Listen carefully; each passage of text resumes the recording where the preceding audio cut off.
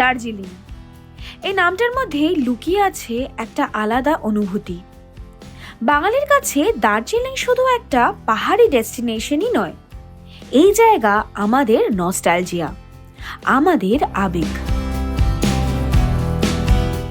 আর হয়তো এই কারণেই যতবারই আসা হোক না কেন, দার্জিলিং কখনোই পুরনো হয় না। আজকে আমাদের ডেস্টিনেশন চেনা অথচ চিরনতুন, পাহাড়ের রানী Darjeeling.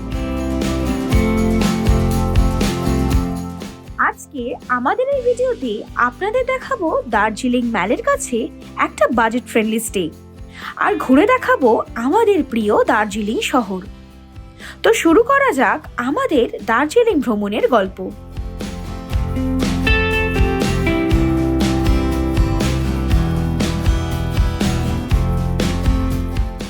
Hey guys, welcome back to YouTube channel The Bongologist.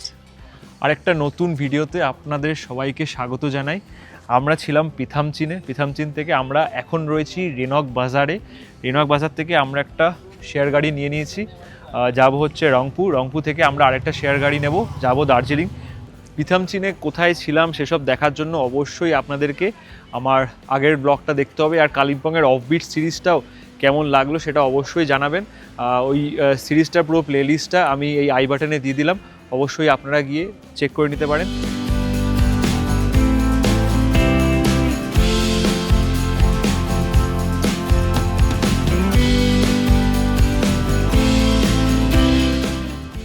আমাদের রংপো নামিয়ে দিল, আর এইটা হলো গ্যাংটকের শেয়ার ট্যাক্সি। এখান থেকে পাওয়া যায়, মানে আপনারা যদি গ্যাংটক যেতে চান তাহলে এই দিক থেকে গ্যাংটকের ডাইরেক্ট শেয়ার গাড়ি পেয়ে যাবেন। আমরা যাব দার্জিলিং, তো দার্জিলিংয়ে এখান থেকে ডান দিকে যেতে হবে শেয়ার ট্যাক্সিগুলো পাওয়ার জন্য। আমরা বসে গেছি শেয়ার গাড়িতে, এখন সময় হচ্ছে 12:44। সামনে ঠিক ওই রাস্তার ওই পারে এখানে যে লেখা আছে মেন লাইন ট্যাক্সি স্টপ, ওখান থেকে আপনাদেরকে টিকিট কেটে নিতে হবে। আমরা আপাতত জোরথাং অবধি যাচ্ছি, জোরথাং থেকে আমরা আরেকটা শেয়ার ক্যাব নেব দার্জিলিং অবধি যাওয়ার জন্য। এখান থেকে আপনারা যেমন বললাম ডিরেক্ট দার্জিলিং অবধিও শেয়ার গাড়ি পেয়ে যাবেন। 10টার মধ্যে, যদি সকাল 10টার মধ্যে আসেন তাহলে মোটামুটি ভালোই শেয়ার গাড়ি ফ্রিকোয়েন্ট আপনারা এখানে পেয়ে যাবেন। আদারওয়াইজ তারপরের থেকে একটু কম আসে। উপর থেকে গাড়িগুলো যেগুলো আসে সেগুলো করে আপনাদেরকে যেতে হবে। সেটার জন্য আপনাদেরকে এই যেখানে বললাম বুকিং কাউন্টার, সেখানে কথা বলে নিতে হবে। আমাদের বলছিল মোটামুটি 1টা বাজবে প্রথমে বলছিল, তারপরে আরও লেট হতে পারে, মানে ডিরেক্ট যেই ক্যাবগুলো আসবে। সেই জন্য আমরা জোরথাং অবধি চলে যাচ্ছি। জোরথাং থেকে আমরা আরেকটা শেয়ার ক্যাব নিয়ে নেবো দার্জিলিং অবধি যাওয়ার জন্য। জোরথাং অবধি আমাদের দুজনের ভাড়া পড়লো 400 টাকা, মানে 200 টাকা করে per head.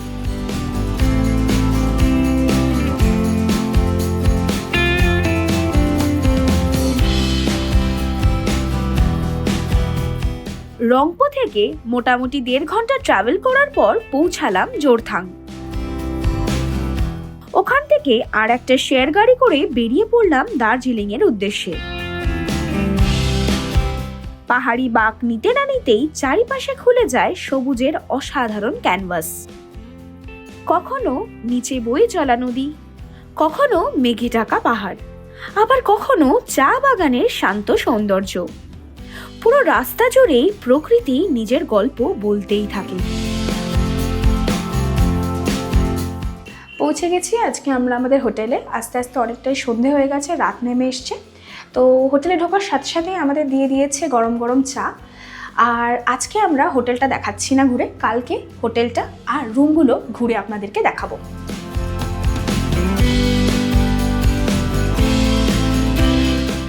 Good morning from Darjeeling.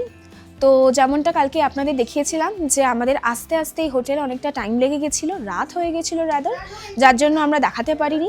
তো আজকে একটা নতুন দিনের শুরু, আর আজকে আমি আমাদের এই হোটেলটা ঘুরে দেখাবো আপনাদের। তো আমরা আজকে থাকছি হোটেল প্যানোরামায়, যেটা একদম জাকির হোসেন রোডের ওপরেই। আর এখানে কিভাবে আসতে হবে সেই ডিটেলসটাও আমি খুব শিগগিরই আপনাদের এই ভিডিওতে দিতে চলেছি।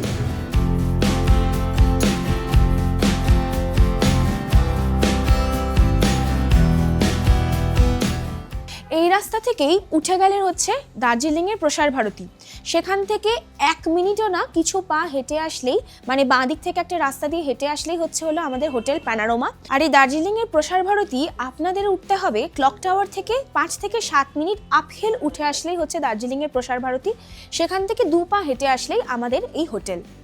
আর অনেকেরই যেটা কোয়ারি থাকে যে এই হোটেলে আমি ম্যাল রোড থেকে কিভাবে পৌঁছাবো। এই হোটেলের পাশ দিয়েই একটা রাস্তা চলে যায় যেটা ডাইরেক্ট ম্যাল রোড অবধি আপনাদের পৌঁছে দেবে, মোটামুটি 5 থেকে 7 মিনিট হাঁটলে। আসুন এবারে হোটেল প্যানোরামা আমরা একটু ঘুরে দেখি। প্রথমেই ঢুকে যেটা চোখে পড়বে সেটা হচ্ছে একটা রিসেপশন এরিয়া। এখানে বসারও জায়গা রয়েছে, মানে ওয়েটিং এরিয়া। আর এটা হচ্ছে এই হোটেলের রিসেপশন। এই হোটেলের প্রত্যেকটা ফ্লোরেই রয়েছে সিসিটিভি, যার ফলে সিকিউরিটি নিয়ে কোনো রকমেরই আপনাদের অসুবিধা হবে না। এই হোটেলে রয়েছে 2টো ফ্লোর আর টোটাল রয়েছে 6খানা রুম। এটা হচ্ছে এই হোটেলের ফার্স্ট ফ্লোর, আর এই ফ্লোরেই রয়েছে রুম নাম্বার 101, 102 আর 103। আর এইটা হচ্ছে এই হোটেলের সেকেন্ড ফ্লোর, যেখানে আমরা রয়েছি। এই হোটেলের ইচ ফ্লোরে রয়েছে 2টো নন ভিউ রুম আর একটা ভিউ রুম। আমি এখন যে রুমটা দেখাচ্ছি সেটা হচ্ছে একটা নন ভিউ রুম, আর রুম নাম্বার হচ্ছে 202। আসুন দেখাই। এই রুমে রয়েছে একটা কিং সাইজ বেড, যেখানে 3 জনে আপনারা অনায়াসে শুয়ে পড়তে পারবেন। দিয়েছে পিলো আর ব্ল্যাঙ্কেট আর টাওয়েল। তাছাড়াও রয়েছে একটা কাবার্ড, যেখানে আপনারা আপনাদের এসেনশিয়াল রাখতে পারবেন। রয়েছে একটা সাইড টেবিল, যেখানে দেখুন ইলেকট্রিক কেটেল, জলের গ্লাস, জগ সব দিয়ে দিয়েছে। এই রুমগুলো থেকে ডাইরেক্ট বাইরের ভিউ না পেলেও আপনারা করিডোরের সাথে, করিডোরে যে জানলাটা আমি দেখিয়েছিলাম সেই ভিউ অবশ্যই পেয়ে যাচ্ছেন। রুমের আরেক পাশে রয়েছে একটা বড় মিরর। এখানে একটা ছোট স্পেস রয়েছে জিনিসপত্র রাখার জন্য। আর এইদিকে রয়েছে টিভি, আর শুধুমাত্র টিভি নয়, এটা স্মার্ট টিভি। প্রত্যেকটা রুমে এই হোটেলের যে টিভিগুলো রয়েছে সেগুলো হচ্ছে স্মার্ট টিভি। রুমগুলো ভীষণই কোজি আর রয়েছে ওয়ার্ম লাইট, যার জন্য আরও একটা সুন্দর লুক আসছে। এবারে এদিকে রয়েছে বাথরুম। আসুন এবারে বাথরুমটা আপনাদের একটু দেখাই। বাথরুমটা বেশ বড় আর স্পেশিয়াস। দেখুন রয়েছে একটা ওয়াশ বেসিন, এদিকে মিরর, এদিকে টাওয়াল রাখার একটা র্যাক, আর এদিকে রয়েছে western toilet, geyser very important, আর এদিকে শাওয়ার। আসুন এবারে আপনাদেরকে ভিউ রুমটা একটু দেখাই। এই রুমে নাম্বার হচ্ছে 203। এই রুমটা আরেকটু বড় আর স্পেশিয়াস, মানে নন ভিউ রুমগুলোর সাথে কম্পেয়ার করলে ভিউ রুমগুলো আরেকটু স্পেশিয়াস। দেখুন রয়েছে একটা কিং সাইজ বেড, যেখানে 3 জনে অনায়াসে শুয়ে পড়তে পারবে। দিয়েছেন পিলো প্লাস ব্ল্যাঙ্কেট। আর এই দিকে রয়েছে একটা ড্রেসিং টেবিল, রয়েছে কাবার্ড, কাবার্ডেও এক্সট্রা ব্ল্যাঙ্কেট রয়েছে। আর রয়েছে একটা বেডসাইড টেবিল, যেখানে রয়েছে ইলেকট্রিক কেটেল, গ্লাস, একটা জাগ আর একটা ড্রয়ার, যেখানে আপনারা এসেনশিয়াল রাখতে পারবেন। এই রুমের ইউএসপি হচ্ছে এই সুন্দর ভিউটা, মানে একটা দেওয়াল পুরোটাই কাঁচের। আর এখানে বসার ব্যবস্থাও রয়েছে, চেয়ার টেবিল দেওয়া রয়েছে, যেখানে বসে আপনারা খাওয়া দাওয়া করতে করতেও এরকম ভিউ এনজয় করতে পারবেন। এই রুমেও রয়েছে স্মার্ট টিভি প্রত্যেকটা রুমের মতো। আর বাথরুমটাও মোরলেস সিমিলার, তাই আলাদা করে আর দেখাচ্ছি না। এই হোটেলের ওপরের ফ্লোরে রয়েছে ওনাদের কিচেন এরিয়া। এইটা হচ্ছে ওনাদের কিচেন স্পেস, আর এইটা হচ্ছে ওনাদের ডাইনিং এরিয়াটা।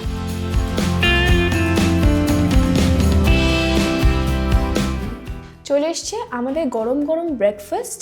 আর আজকে ব্রেকফাস্টে রয়েছে ব্রেড অমলেট, আর এদিকে রয়েছে লুচি আর ছোলার ডাল, মানে জমজমাট ব্রেকফাস্ট। আর রয়েছে চা। আপনারা এখানে ব্রেড অমলেট বা পুরি সবজির অপশান পেয়ে যাবেন, যেটা আপনাদের পছন্দ সেটাই ওনাদের অর্ডার করে দিতে পারবেন। এই হোটেলে রয়েছে ওয়াইফাই এর ব্যবস্থা, তাই কানেক্টিভিটি নিয়ে আপনাদের আলাদা করে কোনো রকমের ইস্যু হবে না। আমরা বেশ অনেকেই দার্জিলিংয়ে এসে একটা বাজেট ফ্রেন্ডলি স্টের খোঁজে থাকি, তাই এই ভিডিওটা মূলত তাদের জন্য যারা বাজেট ফ্রেন্ডলি স্টের সন্ধানে আছেন আর যারা খোঁজ করছেন ম্যাল রোডের থেকে একদমই কাছে একটা বাজেট ফ্রেন্ডলি স্টের। এবারে আসি এই হোটেলে আপনারা কিভাবে পৌঁছাবেন। দার্জিলিংয়ের ক্লক টাওয়ার থেকে যদি আপনারা ম্যাপ লাগিয়ে বা কাউকে জিজ্ঞেস করে মোটামুটি চলে আসুন প্রসার ভারতী অবধি। প্রসার ভারতী থেকে আগেও বললাম যে মোটামুটি 2 পা হাঁটলেই এই হোটেলটা। ক্লক টাওয়ার হয়ে আসা ছাড়াও আরেকটা রাস্তা এই হোটেলে রয়েছে, সেটা হচ্ছে এই হোটেলের পাশের ঠিক গলি, যে কাউকে জিজ্ঞেস করলে গাইড করে দেবে। পাশের গলি থেকেই কিছুটা ডাউনহিল নামলেই একদম ম্যাল রোডে আপনারা পৌঁছে যাবেন। তাই ম্যাল রোড থেকেও কাছে আর ক্লক টাওয়ার থেকেও খুব সহজেই আপনারা এই হোটেলে পৌঁছে যাবেন। ভিডিওটা শেষ অবধি দেখতে থাকুন। এই যে শর্টকাটটা আমি বললাম, এই রাস্তাটাও আপনাদেরকে আমি দেখিয়ে দেবো। আর যারা রিজার্ভ গাড়িতে আসছেন তাদের তো কোনোই সমস্যা নেই, কারণ হোটেলের ঠিক নিচেই গাড়ি চলে আসে। এবারে সবচেয়ে ইম্পর্টেন্ট পার্ট, সেটা হচ্ছে ট্যারিফ। আসুন আপনাদেরকে এই হোটেলের ট্যারিফ ডিটেলসগুলো একটু বলে দিই। এই হোটেলে আপনারা পার হেড হিসেবেও থাকতে পারেন বা আপনারা রুম হিসেবেও নিতে পারেন। যদি আপনারা রুম হিসেবে নেন তাহলে অফ সিজনে খরচা পড়বে মোটামুটি 1200 টাকা, আর সিজনে খরচা পড়বে 2000 টাকা। আপনারা যেই সময় আসছেন সেই সময়ের এক্স্যাক্ট ট্যারিফটা জানার জন্য আমি নাম্বারটা স্ক্রিনে আর ডেসক্রিপশন বক্সে দিয়ে দিচ্ছি। অবশ্যই সেখান থেকে কোয়ারি করে আপনারা সেই সময়ের ট্যারিফ ডিটেলসটা পেয়ে যাবেন। আর যেটা বললাম, এই হোটেলে আপনারা পার হেড হিসেবেও থাকতে পারবেন। সেক্ষেত্রে খরচা পড়বে মোটামুটি 900 টাকা অফ সিজন আর 1100 টাকা অন সিজন। আর এর মধ্যে ইনক্লুডেড থাকবে আপনাদের সকালের ব্রেকফাস্ট, দুপুরের লাঞ্চ আর রাত্রেবেলার ডিনার। দুপুরে এখানে আপনারা ডিম বা মাছের অপশন পেয়ে যাবেন, আর রাতে থাকছে চিকেন।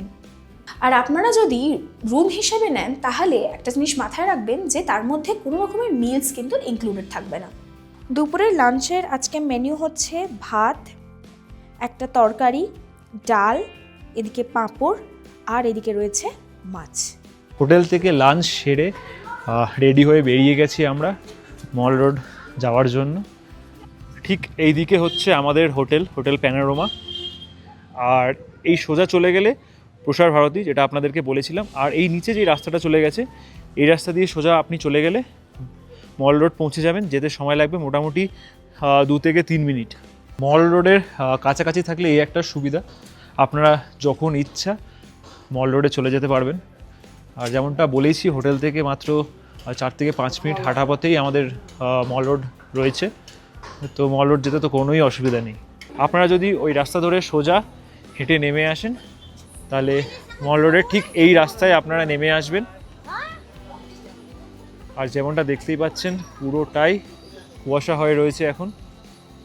এবার একটুখানি মল রোড ঘুরবো আর অবশ্যই আপনাদেরকে ঘুরে দেখাবো।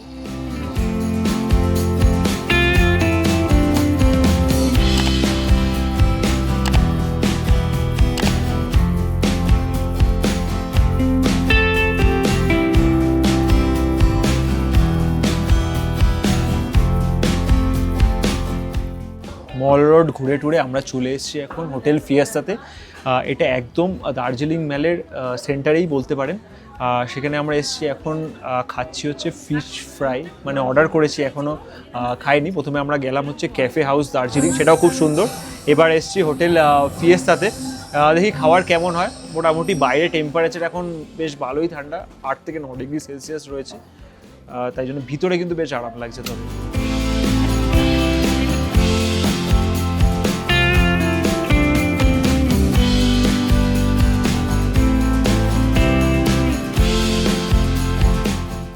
ফিশ ফ্রাইটা খেয়ে বেরোলাম, তবে অনেস্টলি বলতে ফিশ ফ্রাইটা আমাদের অতটা ভালো লাগেনি, কারণ ফিশ ফ্রাইটা পুরোটাই ফ্রাই করতে গিয়ে পুড়িয়ে দিয়েছিল, যেই কারণে একদমই ভালো লাগেনি। অন্য আইটেম হয়তো ভালো হতে পারে, তবে ফিশ ফ্রাইটা অনেস্টলি বলতে একদমই মানে পছন্দ হয়নি।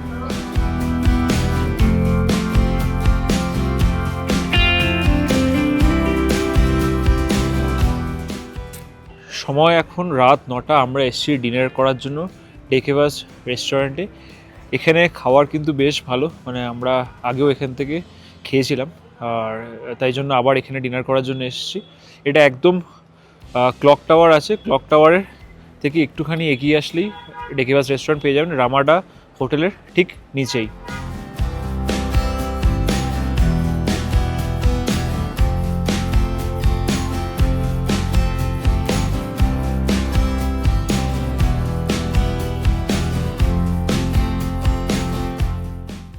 আমাদের এই দার্জিলিংয়ের ভিডিওটা তাহলে এখানেই শেষ করছি। যারা ম্যালের কাছে একটা বাজেট ফ্রেন্ডলি স্টেয়ের সন্ধানে আছেন তাদের জন্য বলি এই হোটেলটা আপনাদের জন্য একদম উপযুক্ত। আর যদি এই ভিডিওটা আপনাদের ভালো লেগে থাকে তাহলে অবশ্যই লাইক করবেন, শেয়ার করবেন, সাবস্ক্রাইব করবেন, আর হ্যাঁ, কমেন্ট করতে ভুলবেন না যে ভিডিওটা আপনাদের কেমন লাগলো। আর অবশ্যই চ্যানেলটাকে সাবস্ক্রাইব করে দেবেন আর বেল নোটিফিকেশনটা অন করতে ভুলবেন না, যাতে পরবর্তী যে ভিডিওগুলো আসে সেগুলোর আপডেট আপনারা পেয়ে যান। দেখা হচ্ছে নতুন কোনো জায়গায় নতুন একটা ব্লগে।